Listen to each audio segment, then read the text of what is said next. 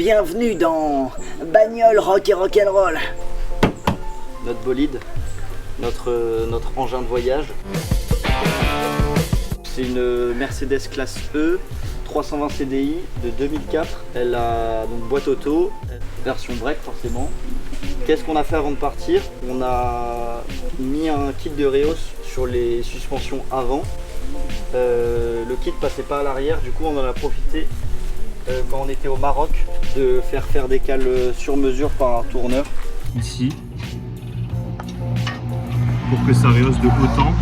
Maintenant avec finalement le poids du véhicule et tout ça, ça se voit quasiment pas. En dessous on a mis des plaques de protection en métal pour la boîte auto et le moteur. Pareil pour les pneus, on a décidé du coup de partir sur des pneus motif safari. Malheureusement du coup on en a déjà explosé deux. Donc là maintenant on est reparti sur des pneus qu'on a trouvé sur place. Le moteur 6 cylindres. Puis avant de partir on a fait une recharge de clim. La pompe à eau qui était récente, la courroie pareil. On avait refait une vidange aussi. Le poste de pilotage.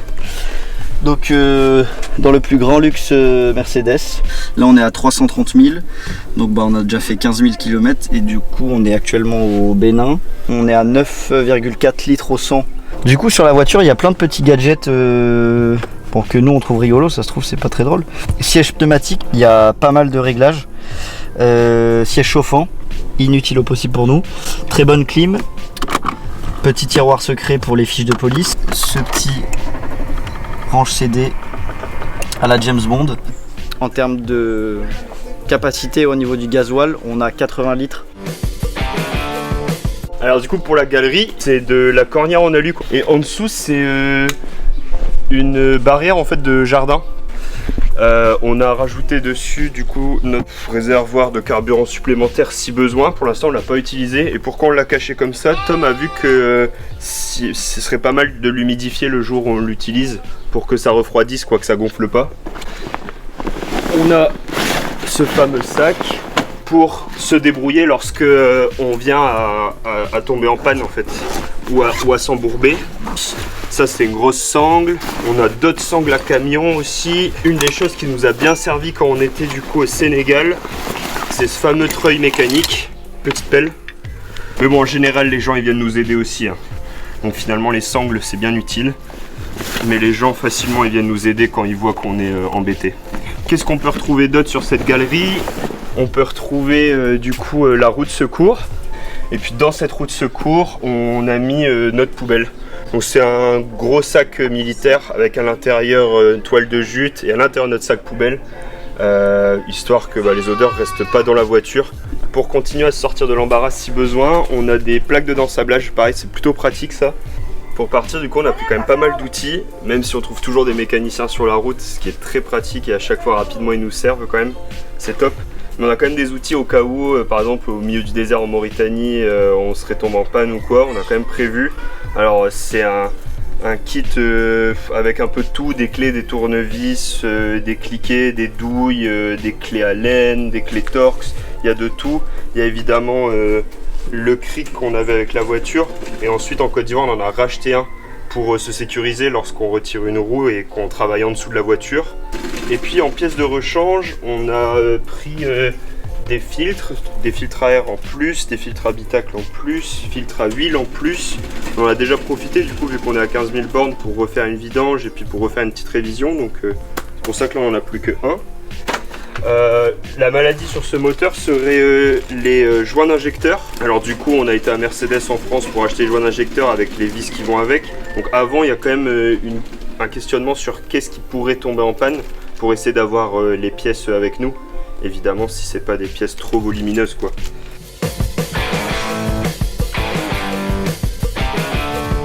Du coup avant de partir, en termes de préparation pour l'intérieur, c'est assez simple, on a juste viré les deux sièges qui étaient ici. Alors donc pour l'aménagement concernant l'eau, donc on a opté pour une solution avec une cuve d'eau qui est juste ici. Donc à l'origine c'est l'emplacement pour la roue de secours et pas mal d'outils sur la Mercedes.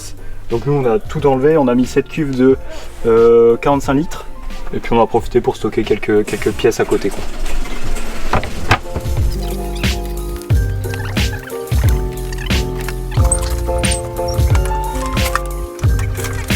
pour l'aménagement global, on a 3 caisses comme ça, les mêmes. Donc là, dans la première, tout au fond, on a tout ce qui est outils, huile, médicaments, les choses qu'on n'a pas besoin quotidiennement. La deuxième, c'est un peu des choses qu'on va utiliser tous les 2 jours. Donc, par exemple, des livres en secours, une glacière si on a besoin des fois d'acheter du frais, et un peu de place pour avoir du lax si on fait des courses, par exemple. Et dans la dernière, donc ça c'est vraiment la caisse qu'on sort tous les jours. C'est notre caisse avec les affaires pour dormir, duvet, sac de soie, coussin, etc. Comment on mange? Et bien comme ça, donc on s'est fait un tiroir des plus simples, un caisson bois sur 2 U en alu qui servent de glissière. Donc ici on a une trappe un peu profonde pour ranger des aliments, etc. Ici on a donc le réchaud Coleman, le grand classique des voyageurs en Afrique. C'est un réchaud à essence. C'est un peu touchy au début à appréhender comme feu, mais c'est bien pratique parce qu'il ne faut pas de gaz. Donc pour la partie feu, on voulait quelque chose de mobile au cas où on doit cuisiner autre part, s'il y a du vent ou autre.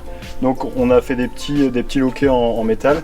On peut venir prendre le feu et l'amener autre part. Et on a intégré dans ce meuble une planche à découper.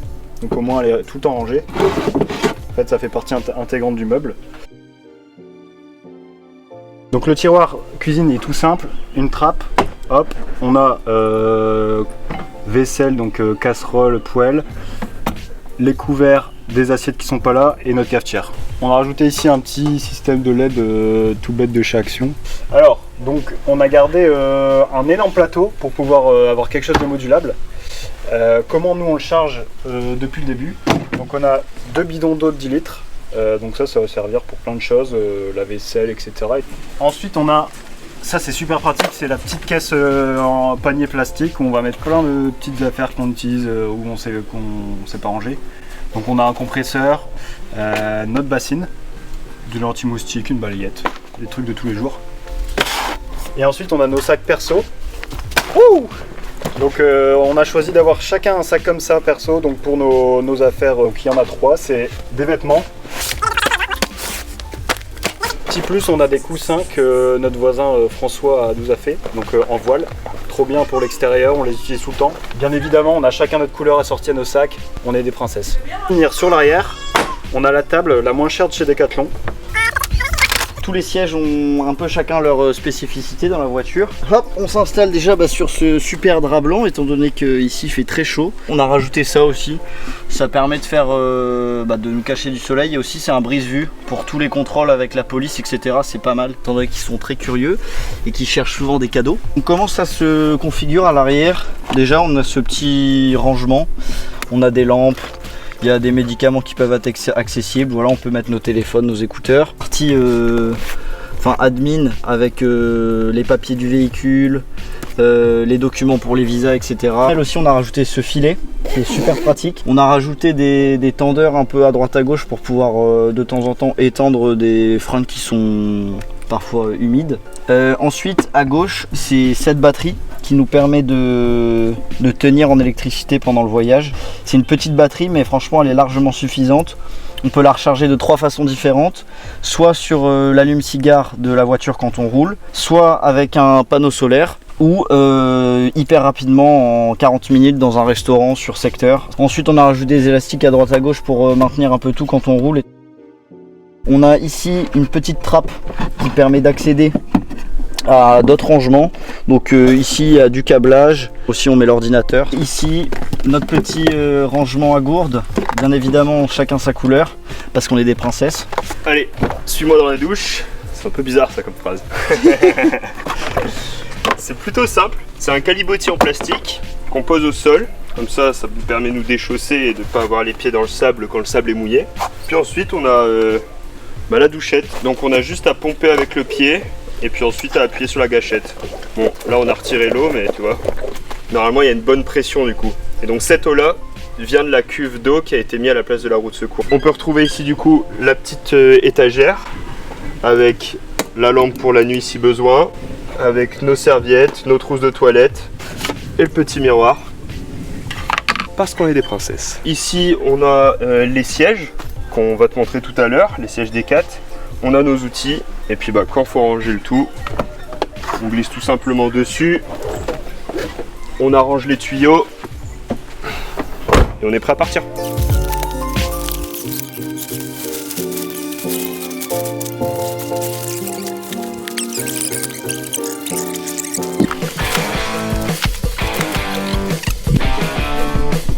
Alors, notre petit sas qui sert aussi de chambre du coup pour celui du bas. En fait, étant donné que c'est un grand lit la tente là-haut, mais c'est quand même pour 2 personnes. Alors du coup, il y a une personne qui dort en bas sur ce lit d'appoint. Hop, on défait cette sangle. On a accès à l'échelle. Et là, chose assez importante, si tu as la même tente que nous et que tu te demandes comment ça marche, tu dois bien aller du barreau le plus bas, le clipser. Pareil, comme ça, hop, hop. Ensuite, je la cale, tu vois. Parce qu'en fait, c'est ce qui va servir de pied pour cette partie-là de la tente. Je peux rouler les portes, comme toutes les portes qui se trouvent dans cette tente. Je peux tout rouler et puis mettre avec ces petites sanglettes là. Et nous sommes dans la tente. Alors, Swiss King propose de vendre un matelas, un surmatelas. Nous, on a acheté le nôtre et ça fonctionne très bien. On n'est vraiment pas mécontent d'avoir pris ça parce que le matelas d'origine est un petit peu dur. Mais on a largement de la place du coup pour être à 2 en tout confort avec du coup toutes ces fenêtres. Et à chaque fois, on a bien une paroi qui est complètement occultante et on a aussi la moustiquaire. Donc quand il fait très chaud, là comme on a eu au Sénégal et même là dernièrement, on préfère mettre juste la moustiquaire. Comme ça, ça nous fait quand même une petite aération. On a même une petite fenêtre pour regarder les étoiles. Alors, en toute honnêteté, hein, on l'a jamais utilisé. On le rajoutera au montage. Ouais, on fait une compète. Celui qui ouvre le plus vite son siège. 3, 2, 1.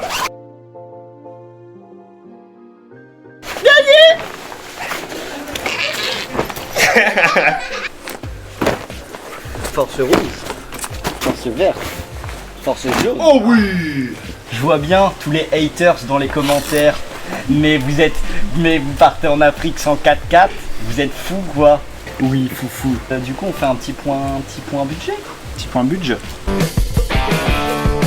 Et ça fait pas plaisir. Mais à la fois, on a fait au minimum. Donc en gros, pour la mécanique et sur donc tout ce qui concerne la voiture, il y a 1500 €.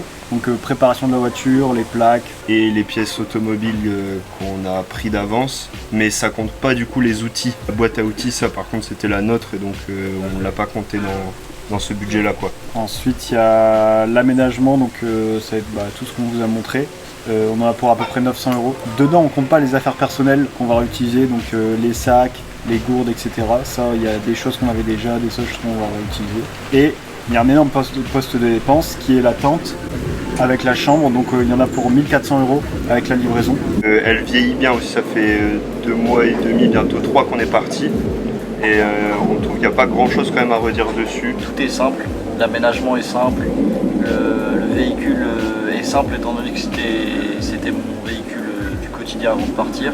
À partir du moment où on a quelque chose pour se déplacer, on peut voyager quoi, donc je trouve que la voiture illustre plutôt bien le concept. Je te dis, le voyage coûte cher quand même, enfin, que ce soit en carburant ou que ce soit en visa ou en mécanique du coup, parce que depuis qu'on est parti, on a quand même été souvent en garage. Quand c'est un voyage à échéance 6 mois, là où plein de gens aménagent des 4x4 et mettent plus de budget dans le véhicule et dans l'aménagement pour le garder pour d'autres trips en fait, ils vont le ramener.